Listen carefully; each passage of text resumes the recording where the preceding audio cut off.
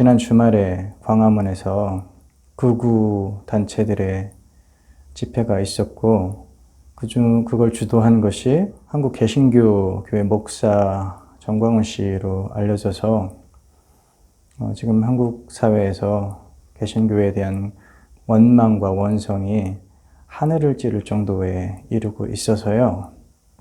이런 상황을 정말 개신교인으로서 받아들이기 굉장히 힘들고 수용할 수 없는 그런 상황에 대해서 굉장히 가슴 아픈 마음에, 또 앞으로 그동안의 교계 분위기를 보아오면서 느끼게 되는 여러 가지 문제들, 또 향후에 다음 달에 있을 각 주요 교단들의 총회들, 이런 것들을 예상해 보면서 그 이후에 과연 한국 사회에서, 우리 사회에서 개신교가 도대체 어떤 위치에 처하게 될까, 이런 것들에 대해서 심각하게 걱정스러운 마음이 있어서요.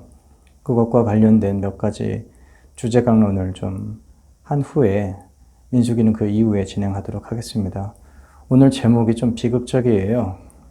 한국교회의 멸망이라는 제목을 잡았습니다. 오히려 거룩하신 주님의 몸인 교회를 더 욕보이는 것 같아서 그동안 한국교회 이렇게 부르지 않고 사실은 교계라는 말로 많이 사용했었어요, 저는. 근데 오늘은 그냥 의미 전달을 분명하게 하기 위해서 간단 명료한 표현으로 교회라고 그렇게 부르겠습니다. 성도 여러분, 한국교회는 곧 망합니다. 그동안에 사실 오랫동안 한국교회 교계 내에 멸망의 징조들이 굉장히 많이 있었고요. 많은 신호들이 있었는데 아직까지 그 죄악이 관영하지 않았었던 것인지, 하나님께서 오래 참고 기다리신 것인지, 지금까지는 인공호흡기 끼고 연명하듯이 근근히 버텨왔던 것처럼 느껴지는데요. 지난주에 있었던 정광훈 씨, 그리고 그 사람을 따르는 광신도 집단으로 인해서 우리 사회에서 교회라는 이름은 이제 일말의 기대감도 남아있지 않은 쓸모없는 해악만 끼치는 그런 집단이 되어져 버렸습니다. 단순하게 해악만 끼치는 게 아니라 우리 국민들의 안전을 위협하기도 하고요.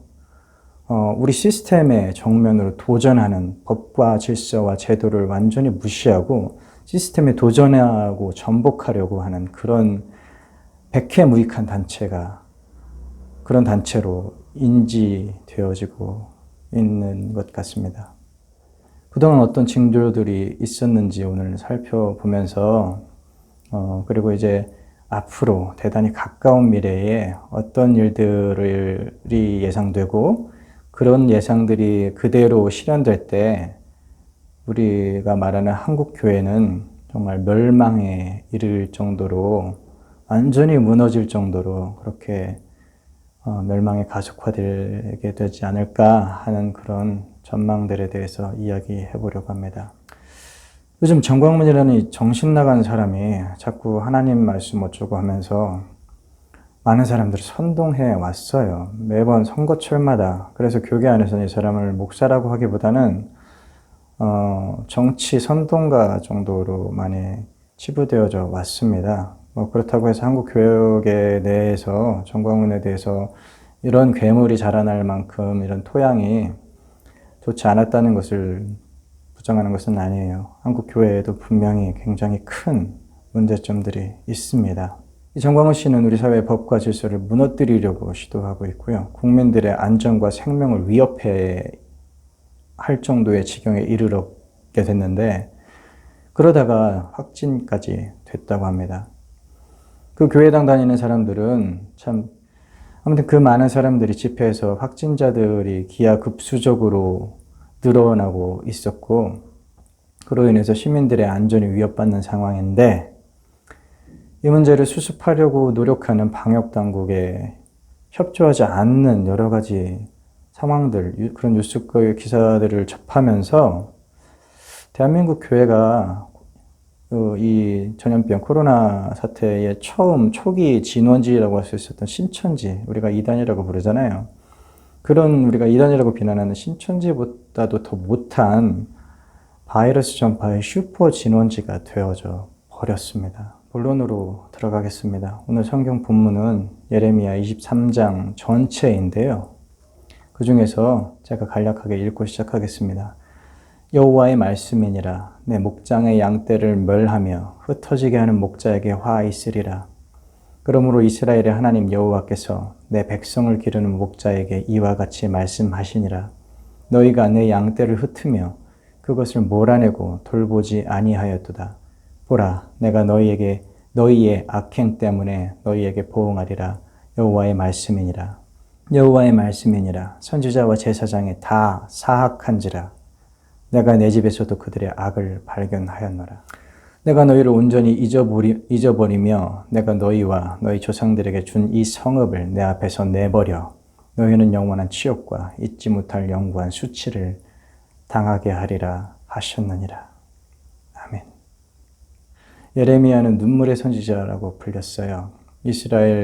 먼저 망한 이스라엘과 그 뒤를 따르는 유다의 멸망에 대한 하나님의 예언을 계속해서 전하면서 자기 민족, 자기 백성들이 망하는 모습을 가슴 아프게 자기 가슴 쥐어뜯으며 피눈물 흘리며 백성들과 왕들에게 박해방하면서 그러면서 예언을 했던 선지자입니다. 그동안에 한국 사회의 상식이 전혀 통하지 않았던, 상식에 전혀 부응하지 않았던 우리 개신교 교회들의 그동안의 과거, 현재까지 개신교가 한국 사회에서 어떤 인식을 던져주고 왔는지 잠시 살펴보겠습니다. 제가 처음 한국 교계의 문제라고 인식하게 된 사건은 사랑의 교회 오정현 씨 때부터였었습니다. 그런 교계 전체의 문제뿐만 아니라 제가 다녔던 교회당들도 대부분 다 많은 문제들이 드러나서 저 역시도 그 교회 공동체 안에서 말할 수 없는 고초들과 어려움을 겪었습니다. 이런 비슷한 시기에 교계 여기저기서 막 다양하게 터져나오는 문제들을 생각하면 파리의 나비 부인, 생각나는 사람 있죠. 순복음교회 조영기 목사 같은 사람들, 전병욱 씨, 구강성교회 달인, 세습으로 한국 사회를 들썩들썩 하고 있는 명성 김사만 부자, 그리고 이후에 줄줄이 대놓고 자식들에게 교회당 물려주는 목사들, 각종 성범죄들, 이런 문제 하나하나를 거론하면 사실은 다 오늘 하루 종일 이야기해도 시간이 부족할 듯 싶어요. 한국 교계 지도자를 자처하는 분들의 망언도 빼놓을 수가 없습니다. 세월호라는 우리 국가의 그런 참사에서 자신들이 보수교단이라고 말하는 수많은 교회당의 목사님들이 정말 국민들에게 상처를 주는 망언들을 해왔습니다. 그런 말들은 우리 국민 정서에 전혀 맞지도 않았고, 그래서 교회에 대한 많은 분노와 반감을 쌓는 사건들이라고 할 수 있습니다. 개신교 목사들의 부정부패는 계속해서 이어져 왔는데요. 그것을 처리하는 방식도 일반 국민들의 정서에 전혀 맞지 않았어요. 만약에 일반인들이 사회에서 그런 일을 벌였다면 아마 가차없이 무서운 처벌을 받았을 텐데, 대형교회당 목사님들의 경우에는 교회를 키운 그런 공로를 인정한다라는 그런 법원 판결문을 저는 보기도 했는데요. 그래서 그런 것들로 인해서 솜방망이 처벌에 그치는 것을 똑똑히 보아왔습니다. 저만 본 것이 아니라 우리 국민들 대다수가 그런 것들에 대해서 이미 인지하고 있죠. 성범죄 목사들은 어떻습니까? 눈물 흘리면서 엎드려서 빌어도 피해자들이 용서해 줄까 말까 한데, 용서받을까 말까 싶은데, 그런 피해자들을 꽃뱀으로 몰아요. 또 합의하에 관계했다고 주장합니다. 그러면서 미안해하는 마음은 눈꼽만치도 느낄 수가 없어요. 그리고 그런 자들이 버젓이 계속해서 목회를 하고 있습니다. 목사라고 불리고 있습니다. 그리고 또 많은 연봉에, 고액 연봉에 주변에서 쉴드 쳐주는, 보호해주는 많은 지지자들 속에서 호화롭게 살면서 말이죠. 어떤 사람은 성추행 고소만으로도 치욕을 느껴서 자신의 삶을 내던지는 사람들이 있는 반면에, 목사님들은 왜 그렇게 하시는지 정말 이해하기가 힘든 부분들입니다. 7년 이상 걸리는 그런 과정을 보수 정통교단이라고 자처하는 대한민국에서 가장 큰 교단의 하나인 예장합동교단에서 단 2주 만에 목사를 만들어줍니다. 단 2주 만에 목사를 만들어줘요. 이런 교단이 보수고 정통을 자처하는 교단입니다. 오정현 씨가 2주 편목 과정을 했어요. 그리고 목사가 됐어요. 근데 그 같은 과정에 지원했던 사람들이 오정현 씨만이 아니라 다른 사람들이 있었습니다. 근데 다른 사람들은 똑같이 수강을 했는데도 그 사람들은 안 됐습니다. 딱 한 명만 됐어요. 그 사람이 오정현 씨입니다. 굉장히 이례적이고 역사적으로 찾아볼 수 없는 그런 상황입니다. 또 다른 예를 들어볼까요? 세습 안 하겠다. 시대의 흐름이다. 세습하는 것들이 문제가 있다라고 말했던 목사 부자가 어느 날 갑자기 세습을 강행합니다. 법이 못하게 하고 있는데 온 한국 사회, 건전한 시민사회, 교계가 다 반대하는데도 불구하고 그냥 강행합니다. 또 다른 예를 들까요? 성범죄 피해자가 38명이나 되는데 그런 성중독처럼 보이는 중독자, 성범죄 목사들을 아무 문제 없이 지금 돈 많이 받고 은퇴도 안 했는데 은퇴 자금까지 미리 땡겨받아가지고 재테크에 투자해서 막 그런 소식까지 들려요. 잘 지내게 해줘요, 교단이. 근데 동성애자들에게 축도했다는 그런 이유로 같은 교단의 목사를 징계한답니다. 또 다른 예를 들어보겠습니다. 수요원의 영통에 있는 큰아들한테 교회당을 물려줍니다. 근데 어느 날 갑자기 큰아들이 사라져서 부랴부랴 막내 아들을 다시 불러와가지고 장남에게 물려줬던 교회를 다시 막내 아들에게 물려줍니다. 그리고 급하게 아버지 목사는 교회 공동체에 그렇게 말해요. 우리 장남이 아들이 대형교회 목회를 하다 보니까 자신의 부족함이 너무 많이 느껴져서 다시 외국에 나가서 공부를 하고 오겠다고 하더라. 그렇게 교인들에게 말을 했다고 합니다. 근데 알고 보니까 그 목사는 유부녀와 간통을 한 장면을 교인에게 들켰고 그래서 짐을 싸서 도주하듯이 외국으로 나갔다는 이야기를 듣게 되었습니다. 또 다른 예를 들어볼까요? 교회는 약한 사람, 약자들, 도움이 필요한 사람들에게 손을 내밀어 주는 곳이어야 하죠. 성경이 그렇게 말하니까요. 하나님께서 그렇게 명령하시니까요. 그런데 교회에 유력한 사람의 아들이 가해자가 돼서 약한 가정의 아이를 핍박했는데 교회가 나서서 그 피해를 돌보고 공의를 회복하려고 시도하는 것이 아니라 가해자를 피해자로 만들고 피해자를 가해자로 둔갑시키는 그런 교회가 있습니다. 또 다른 예를 들어볼까요?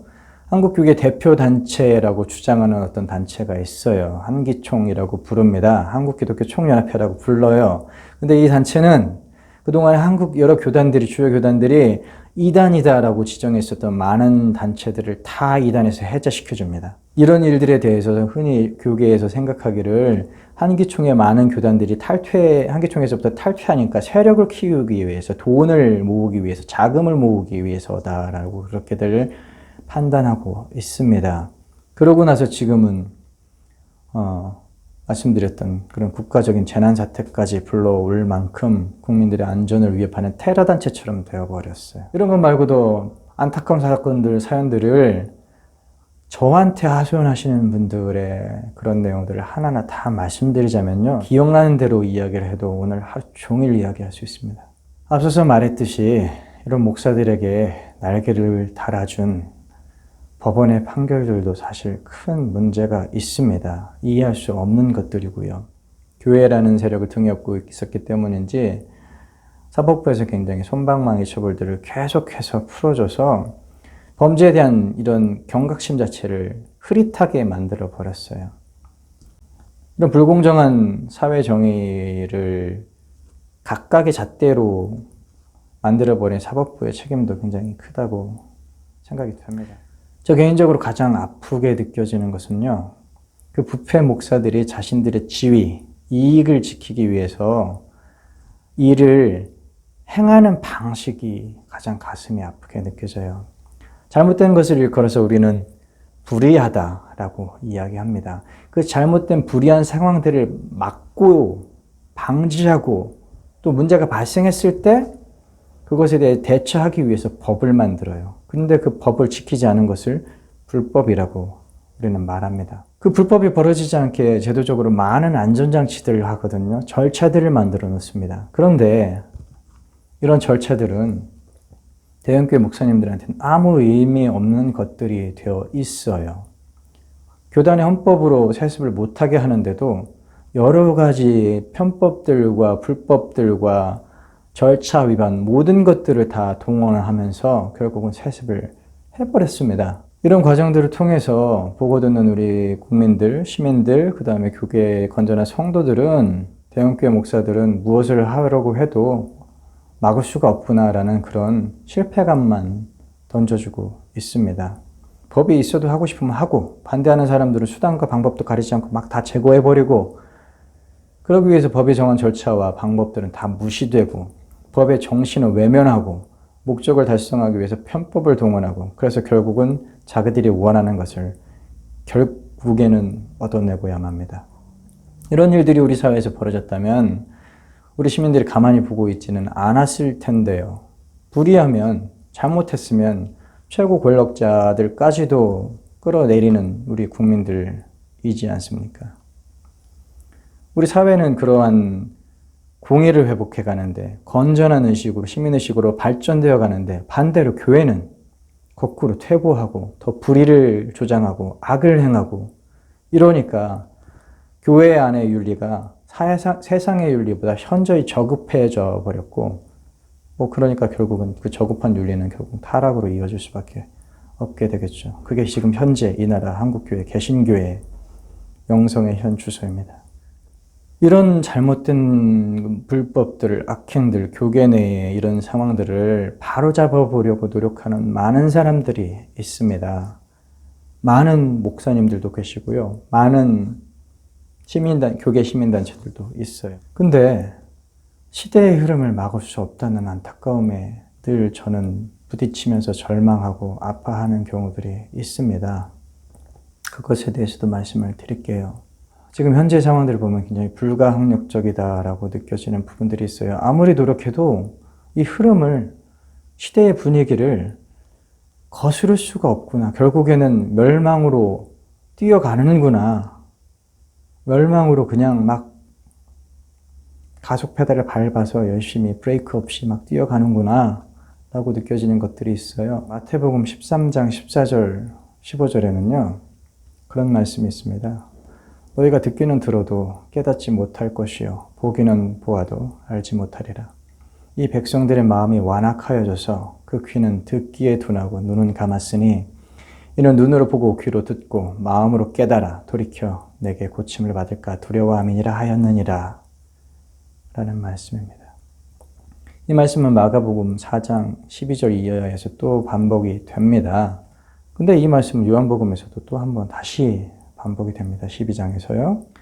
이 세 군데에서 읽었던 이런 말씀들은 별다른 해석이 필요 없을 만큼 이해가 충분히 가능합니다. 한마디로 말하면 너 잘못한 게 많아서 회개할 기회를 주지 않겠다라는 그런 무서운 말씀입니다. 구약 성경에도 이와 유사한 말씀이 여럿 있어요. 정확하게 말하면 마태복음, 마가복음, 요한복음에 나왔던 방금 말씀드린 그 말씀은 이사야서 6장 9절에 있었던 말씀을 예수님께서 다시 인용하신 거예요. 그런 성경의 표현은 어떤 점에서는 좀 매정하다라고 느껴지기도 합니다. 인도적인 관점에서 본다면 여전히 이해가 안 되는 말씀일 수 있어요. 과거에 제가 그랬습니다. 과거에 제가 그런 말씀들 때문에 많은 방황을 하는 이유가 됐었어요. 하나님은 사랑인데 왜 용서하지 않으시지? 하는 그런 마음. 그런데 지금 이 시대의 여러 사례에 대입해서 생각을 해보면 아주 쉽게 이해가 됩니다. 아주 쉽게 이해가 돼요. 쉽게 말해서 그런 겁니다. 수많은 성범죄자들이 있어요. 수많은 목회자들이 성범죄를 저질렀어요. 그래서 여러 교인들에게 고통을 주었습니다. 전중구 씨가 대표적이고 인천의 김다정이가 그렇죠. 김다정 같은 사람은 뭐 자신은 1000명의 여자와 동침하는 것이 목표라고 말할 만큼 그렇게 좀 정신 나간 목회자였어요. 전중구에 대한 이야기도 자주 제가 했죠. 전중구 씨는 간절히 기도했더니 하나님께서 강간해도 된다라고 응답하셨다는 이런 미치광이 같은 말을 합니다. 그런 사람들에게 피해를 당한 사람들이 수두룩해요. 아주 많아요. 저는 그 피해자들의 눈물을 직접 보고 들었습니다. 그 사람들의 눈물을 보고 그 앞에 가서 시위를 하면 헛소리하는 사람들을 바라보면 속에서 열불이 나요. 이해가 되세요? 속에서 열불이 난다고요. 그 피해자들의 눈물을 본 저만 해도 그러한데 정작 피해 당사자들과 그 가족들은 심정이 어떻겠어요?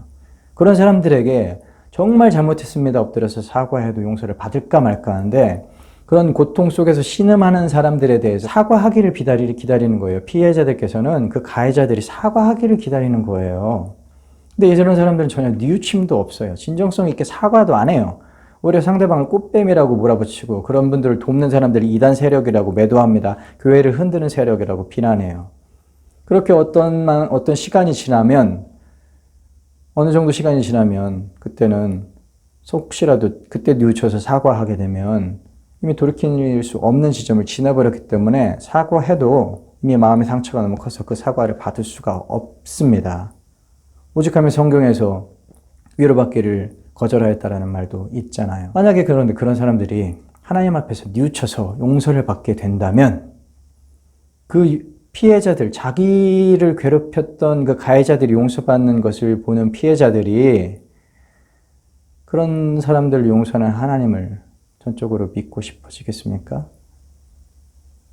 만약에 훌륭한 신앙의 인격을 가져서 그 사람들에 대해서 나는 용서하겠다. 그런 사람 봤어요. 제가 누구라고 말씀드리기 굉장히 힘들고 그 사례도 굉장히 치욕적이어서 제가 설명드릴 수 없는 그런 사례가 있는데 근데 그분은 오히려 나는 용서하겠다. 나는 용서하겠다라고 저에게 고백하면서 우셨던 적이 있어요. 그분을 위로하고 오히려 제가 많이 울었습니다. 제가 많이 울었어요. 동대구에서 부산으로 가는 버스 안에서 막 펑펑 울었습니다. 어떤 사람들은 그렇게 신앙으로 그런 사람들을 용서할 수 있다고 쳐요. 그래서 자신의 아픔을 극복한다고 하나님께서 유래해 주셔서 극복할 수 있다고 생각합시다. 그런 신앙의 훌륭한 인격을 가진 사람들 말고 일반 비신자들 그런 하나님을 믿고 싶어 하겠어요? 실제로 제가 아는 어떤 분은요. 밧세바를 강간하고 우리아를 죽인 다윗의 범죄를 읽고 나서 나는 그 사람에 대해서 그 다윗을 용서하고 오히려 더 보좌의 권좌를 굳건하게 해준다는 하나님의 약속의 말씀을 들으면서 더 이상 교회 다니고 싶지 않다라고 말씀하신 그런 집사님을 압니다. 그분은 지금 현재 교회를 떠나 있어요, 잠시. 단순히 성범죄의 피해자들만 그렇습니까? 이 시대에 사기꾼 목사들에게 몸과 마음, 가산 다 뺏기고 돌이킬 수 없는 고통 속에서 하루하루 힘들게 버티는 분들이 있어요. 그런 분들이 가해자들은 아무 피해받지 않고 그냥 용서받는다는 것을 그런 상황을 만나게 된다면 그렇게 인도하시는 하나님에 대해서 아무 반감이 없겠어요. 앞서서 오정현 씨 문제부터 시작해서 가장 최근에 이단아라고 할 수 있는 광신도들 전광훈 씨를 비롯해서 그런 사람들에게까지 설명한 적이 있어요. 그리고 다음 달 9월에 각 교단의 총회가 어떤 결정들을 하게 될지 그 사회적인 관심을 받고 있는 여러 현안들, 예를 들자면 명성교회 세습 같은 문제들이요. 지금 현재 예상되기로는 다음 달 총회에서도 우리 사회의 건전한 상식으로는 받아들일 수 없는, 이해할 수 없는, 수용할 수 없는 그런 결정들이 예상이 됩니다. 현재 교단의 분위기가 그런데요. 그렇게 된다면 그 이후에 한국 사회에서, 우리 사회에서 개신교는 그냥 개신교 집단은 종교라고 하기도 어려운 그냥 부패하고 썩은 집단이고 자기들 이익만 참는구나. 자기들 이익만 추구하기 위해서 막 저렇게 불법과 악을 행하는구나. 그래서 수국 기득권이구나, 적폐구나, 그런 세력에 불과하구나 라는 것은 이미 충분히 국민들이 인지하고 있는데, 이미 정광훈 씨를 통해서 그냥 단순히 적폐가 뿐만 아니라 우리 사회의 안전을 위협하는 그런 위협적인 존재, 위협적인 세력, 말도 안 통하는, 상식도 안 통하는 그런 세력으로 인지되어지는 상황이 되는 거예요. 그 다음부터는 이제 우리는 이단이라고 부르는 신천지보다도 못한 그런 집단이 되어져 있고요. 이런 세력에 대해서 우리 국민들이 더 이상 언제까지 참고 언제까지 수용하겠습니까? 9월달이 지나면 오늘 이 강론의 제목처럼 한국교회 정말 망할지 모릅니다. 제도권 안에 있는 교회들 전부 다 사실 망해야 될지도 모르고요. 그래서 개신교가 우리 사회에 해만 끼치고 무익한 존재가 돼서 말 그대로 백해무익한 그런 집단이니까 계속해서 존립하게 놔둔다면 안 되는 거죠. 우리 사회가 안전이 위협받고 있는데, 시민들의 국민의 건강이 위협받고 있는데, 우리가 살고 있는 이 법치주의, 민주주의 제도와 시스템이 도전받고 있고 이런 것들을 전복하려는 시도들이 도처에서 발생하고 있는데, 그렇다면 우리 시민사회는 이런 개신교 폐악 집단들을 점점 배척하게 되겠죠. 지금 현재 우리 사회가 이런 개신교 적폐 세력들에 대해서 거부하고 있다는 그런 징조들도 보입니다.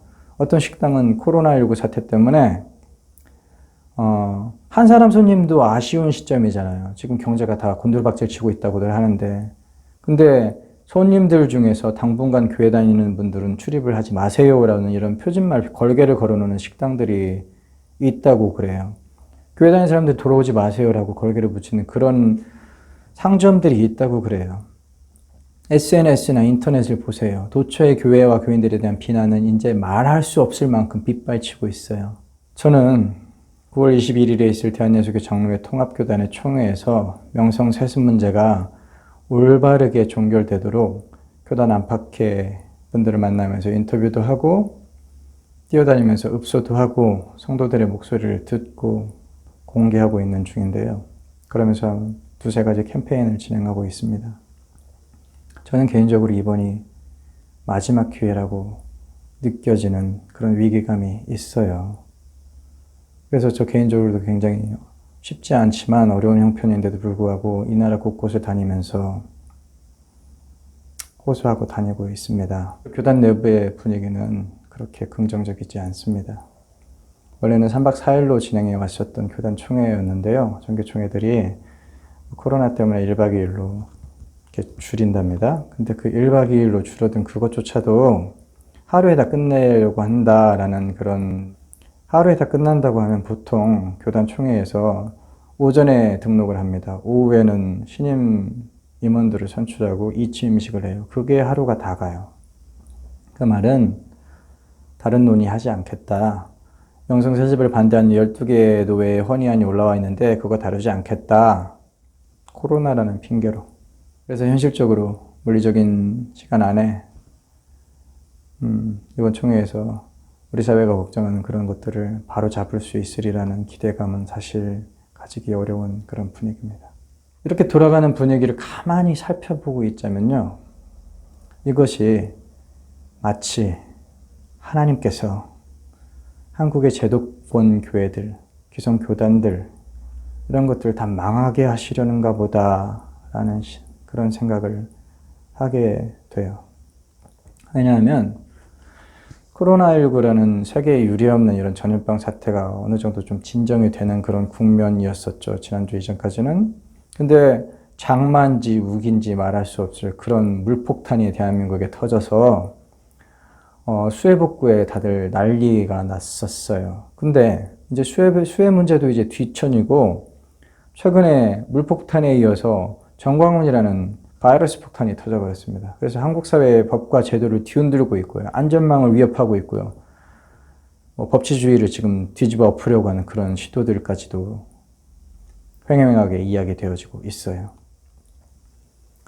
이제 한국 사회에는 이런 사람들 문제들로 인해서 수해, 이런 바이러스 폭탄 이런 것들로 인해서 이런 혼란을 수습하기 위해서 국가적인 역량을 집중하고 있는 때입니다. 모든 관공서들도 그러하고 정부도 그러하고, 그러니까 시민들이 교계에 이미 다 포기한 이런 교계 문제들에 더 관심을 갖고 싶은 마음도 사실은 없을 거예요. 그런 피로감이 이미 쌓여 있잖아요. 그래서 그야말로 찬송가에 그런 거 있죠. 이때라 이때라 하는 그 찬송가. 그래서 각 교단들, 대형교회당 목사님들은 자기들이 원하는 그런 목적들을 다른 어느 때보다도 아주 쉽게 얻어낼 수 있는 그런 절호의 기회가 도래했습니다. 그래서 저는 이제 이렇게 생각하기로 했어요. 그동안 하나님을 기만하고 교회 이름으로, 신앙의 이름으로 자기들 탐욕만 쫓았던 그런 한국교회였잖아요. 그 지도자들, 그것을 가능하게 했던 제도권 교회, 이런 교회들 다 망하게 하시려는 거 아닌가. 하나님의 심판의 때가 이제 정말 가까워진 것 아닌가 그렇게 느끼고 있습니다. 정말 많은 사람들이 의식도 있고 103회 총회에서는 다시 재판해라 한 명성 세습을 104회가 뒤집었어요. 그래서 이번에는 다시 바로잡아보자라는 의식들이 교단 안에 의식 있는 목사님들, 장로님들이 계셔서 팽배해져 가고 있는데, 이런 사회적인 재난, 국가적인 재난, 자연재해 이런 것들이 전부 다 이런 노력들을 무색하게 할 만큼 혼란을 초래해왔고, 모든 역량들과 관심들이 다 그쪽으로 쏟아지고 있어서 아무리 인력으로 노력해도 이런 흐름들, 지금 현재 이 나라의 상황들을 극복할 수 없는 것처럼 보여지는 그런 절망적인 상황입니다. 마치 하나님께서 그냥 놔도 돌이키지 못하게 할 거야, 회개하지 못하게 할 거야, 그냥 멸망시킬 거야 라고 그렇게 하시는 것처럼만 느껴진다는 거죠. 결론을 맺겠습니다. 제가 신앙이 어릴 때에는 이스라엘과 유다가 멸망했는지, 왜 멸망했는지 잘 이해가 안 됐어요.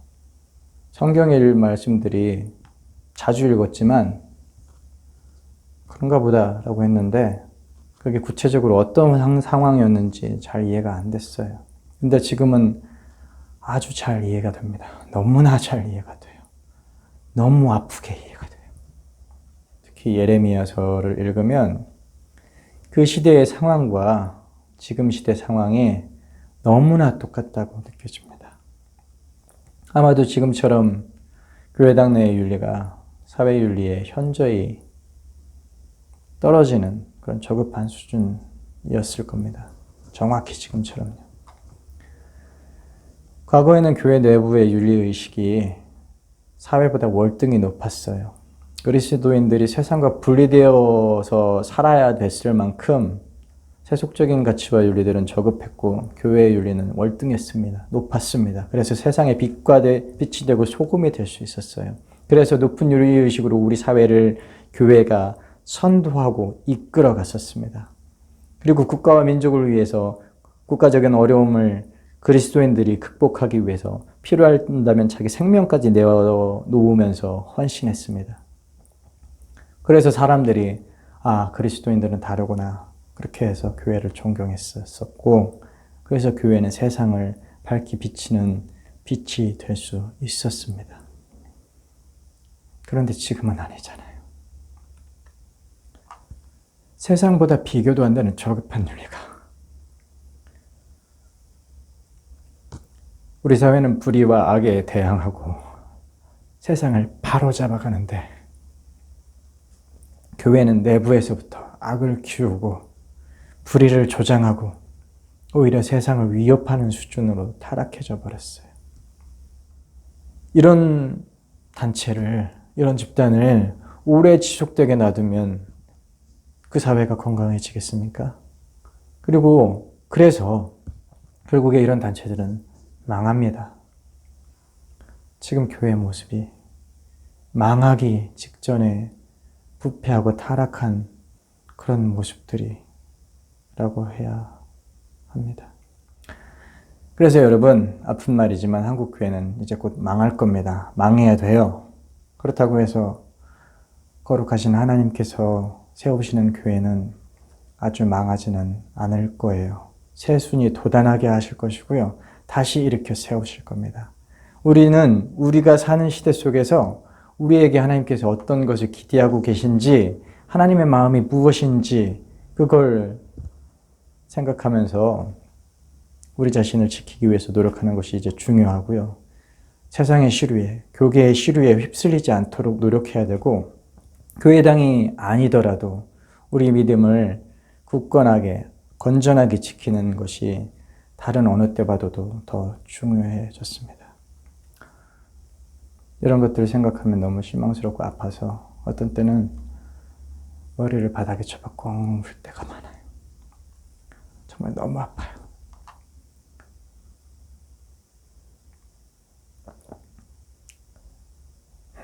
그런데 위로가 되는 것은 오늘 본문 말씀에, 오늘 읽지는 않았지만요, 그런 말씀이 있어요. 양떼를 흩어지게 하는 목자들을 벌 주시겠다고 하셨잖아요. 아까 그렇게 읽었잖아요. 그 뒤에 내가 그들을 기르는 목자들을 그들 위에 세우리니 그들이 다시는 두려워하거나 놀라거나 잃어버리지 아니하리라. 여호와의 말씀이니라. 라는 위로의 말씀이 이어집니다.